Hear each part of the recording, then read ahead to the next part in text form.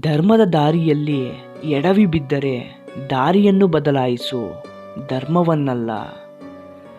ಗಳಿಸಿದ ಧನ ಚಿರವಲ್ಲ, ಪಡೆದ ಅಧಿಕಾರ ಸ್ಥಿರವಲ್ಲ, ಏರಿದ ಅಂತಸ್ತು ಶಾಶ್ವತವಲ್ಲ.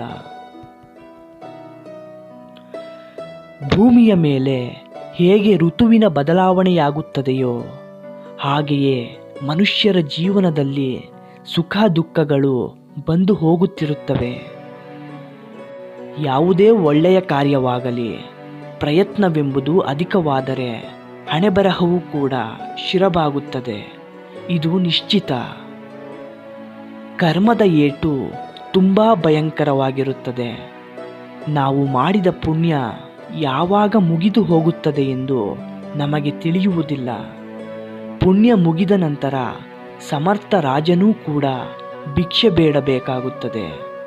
ಆದ್ದರಿಂದ ಯಾರೊಂದಿಗಾದರೂ ಮೋಸ, ಕಪಟ, ವಂಚನೆ ಮಾಡಿ ಯಾರ ಆತ್ಮವನ್ನು ಮೋಸ ಮಾಡಬೇಡಿ. ಒಮ್ಮೆ ಕ್ಷಮಿಸಿಬಿಡು, ಮತ್ತೊಮ್ಮೆ ಕ್ಷಮಿಸಿ ನೋಡು. ಮತ್ತೆ ಮರುಕಳಿಸಿದರೆ ಅದು ನಿನಗಾಗುತ್ತಿರುವ ಮೋಸವೆಂದು ತಿಳಿದು ದೂರ ಸರಿದು ಬಿಡು. ಸಂತೋಷಕ್ಕೋಸ್ಕರ ಕೆಲಸ ಮಾಡಿದರೆ ಸಂತೋಷ ಸಿಗುವುದಿಲ್ಲ. ಅದೇ ಸಂತೋಷದಿಂದ ಕೆಲಸ ಮಾಡಿದರೆ ಸಂತೋಷವಾದರೂ ಖಂಡಿತವಾಗಿ ಸಿಗುತ್ತದೆ.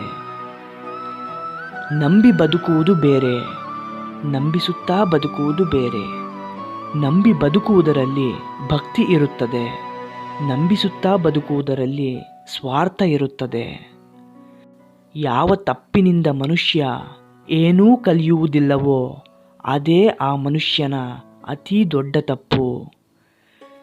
ವೀಕ್ಷಕರೇ, ಈ ವಿಡಿಯೋ ನಿಮಗೆ ಇಷ್ಟವಾಗಿದ್ದರೆ ದಯವಿಟ್ಟು ನಮ್ಮ ಸತತ ಕನ್ನಡ ಚಾನಲನ್ನು ಸಬ್ಸ್ಕ್ರೈಬ್ ಮಾಡಿ.